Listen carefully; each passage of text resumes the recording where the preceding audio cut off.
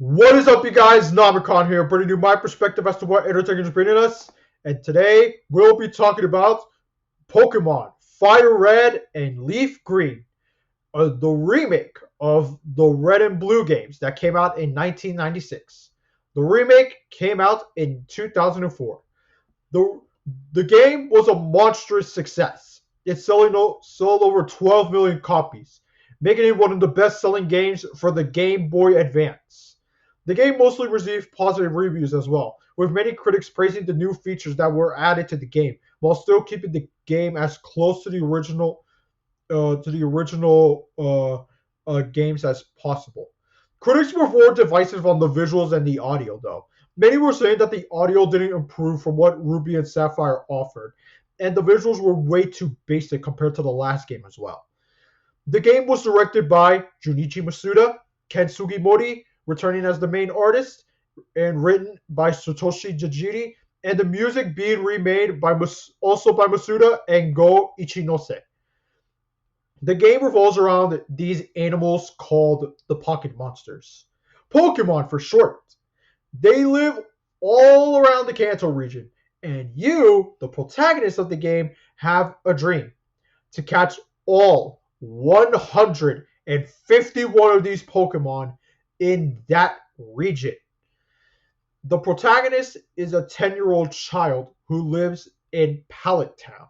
He meets with Professor Oak, a Pokemon researcher, to get a Pokemon starter, and you get three choices, but you only get to choose one. And these Pokemon are Charmander, Squirtle, and Bulbasaur. At the professor's lab, you also get to meet your rival, who is Oak's grandson. He also chooses a starter, and trust me, he will be important to your journey through Kanto. You get to choose up to 6 Pokemon. In the Kanto region, you will get Pokemon such as Nidoqueen, Poliwhirl, Psyduck, Hypno, Raticate, Pikachu, Scyther, Parasect, Mankey, Hitmonlee, and Machoke. I enjoyed my time with this game. I played other mainline Pokemon games before, such as X and Y, Omega Ruby, Sun and Moon, Sword and Shield, so it's not like I'm foreign to the franchise. But I have played other RPGs before, so the game being primitive threw me off of it. The 6 Pokemon I chose were Charizard, Parasect, Hypno, Mankey, Graveler, and Lapras.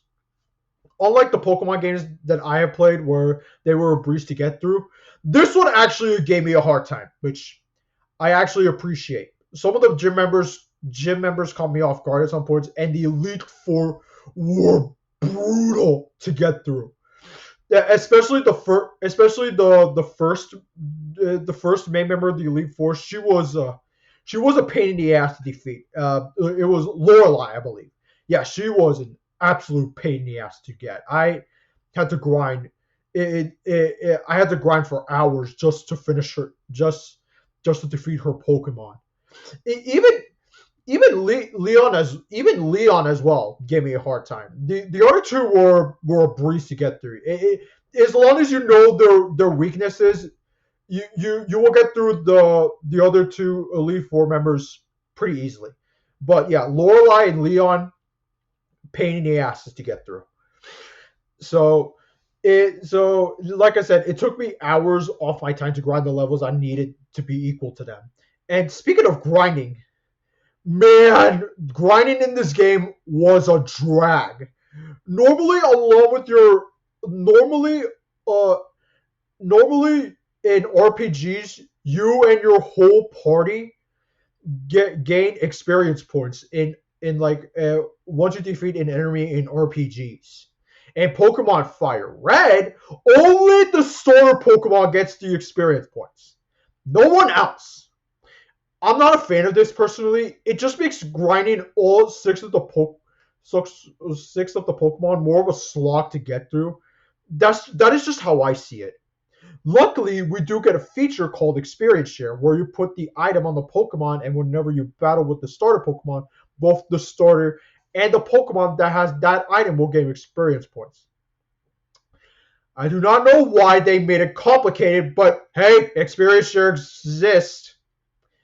Even though they introduced it halfway through the game and it was kind of half-assed. What the fuck was that, Game Freak? So, anyways, the story was basic, not extremely fucking basic, but as you progress through the story, you meet a syndicate called Team Rocket. They abuse Pokemon, and their plan is to steal rare Pokemon for their own gain. And the protagonist must foil their plans and defeat the leader of the organization, Giovanni. Story wise, the game has nothing going for it, and for an RPG, that should be a crime, but people don't play Pokemon for the story. Or at least that is what I assume. Because when people talk about Pokemon, they talk about how the animals were designed, the characters, the anime, the gameplay, the music, not always the story, which for a JRPG that sounds counterintuitive, but maybe that was the intent. But maybe there is some unknown lore that we don't know about the Kanto region. But that's probably why the manga and the anime exists. That's just what Game Freak intended to design about. Don't know why, but hey, it was the game was marked. The game was made for kids. So it's not like I was the target audience for it. But hey, it's not trying to say they're poorly designed games. They're poorly designed. They know what they were doing. But hey, there were Pokemon FireRed and LeafGreen. They're good games. I could see why they're highly regarded by my generation. This is that I yeah, and I'm Generation Z, so my generation was mainly the Pokemon games that my generation grew up with was Ruby, Sapphire, Fire Red and Leaf Green, Diamond and Pearl, and Heart Gold and Soul Silver, and also Black and White. Yeah, those were like the main Pokemon games that my generation grew up with. So yeah, there is a reason why this franchise is a household name. Like it's there are these Pokemon and the human characters are so well designed it's to the point where people remember these characters because of how much they put into the world and the way the game was designed with its mechanics too. Yeah, the gameplay is pretty simple for JRPG standards. I mean, Pokemon was mainly inspired by a Dragon Quest spin-off called Dragon Quest Monsters, and it was also inspired by Shin Megami Tensei, I believe. They mixed those gameplays from those two games and they simplified them. At least that's what I know. But hey, it turned out to it worked out for them in the end because Pokemon is by far the most popular Japanese role playing game franchise. It's the most popular role playing game franchise of all time. Like I think the only role RPG franchise that could maybe go toe to toe with Pokemon is Final Fantasy, but even then the gap is way too big. The gap is way too big. But overall, Pokemon Fire Red and Leaf Green, to me, those are the definitive ways to experience the Kanto region. I've never played Red and Blue, but from what I've heard, they haven't exactly aged well. And as for Pokemon Let's Go Pikachu and Eevee, from what I've seen, it is way too basic for my liking. So I feel Fire Red and Leaf Green gets it right. I like how it looks. The mechanics, while not while it's pretty it took me some time to get used to. I've enjoyed my time with it. The music is excellent. Like yeah okay. I don't think I went deep into the music. Yeah. The music is excellent. It is very very good. One of the standouts are the gym leader battles, the trainer music battles, and the chant and the battle and the final boss theme song. That song is epic. It is so epic.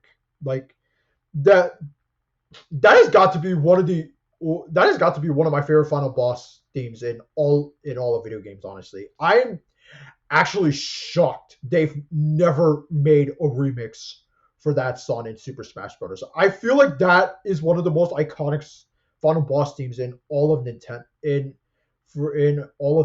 So I don't understand why they never made a remix for that song because that song is awesome. So yeah, when it comes to music, Pokemon usually never they usually don't miss usually, but otherwise Pokemon FireRed and LeafGreen very good games. I would give these games a very I would give these games a look. I really hope that they get added in the Nintendo Switch Online because to me those are like the definitive versions of the Kanto region. Maybe Hard Gold and Soul Silver are the definitive versions of Kanto because Gold and Silver you can play the entire Kanto region, but I've not gone through Hard Gold and Soul Silver at this time, so I can't say much about that. But from my experience, Fire Red and Leaf Green, very good games. I would give this game an 8 out of 10. They're great games. Honestly, I feel like they are essential titles if you want to collect Game Boy Advance games. But yeah, that's it. That's all I have to say. For those of you that have played Pokemon Fire Red and Leaf Green, did you like it? Did you hate it? Let me know in the comments down below. Make sure to subscribe to my channel if you haven't, and make sure you follow my Instagram backlog and letterbox down in the description down below. You can also join my Discord server if you want to. And with that out of the way, this is Domicon, and I'll see you next time.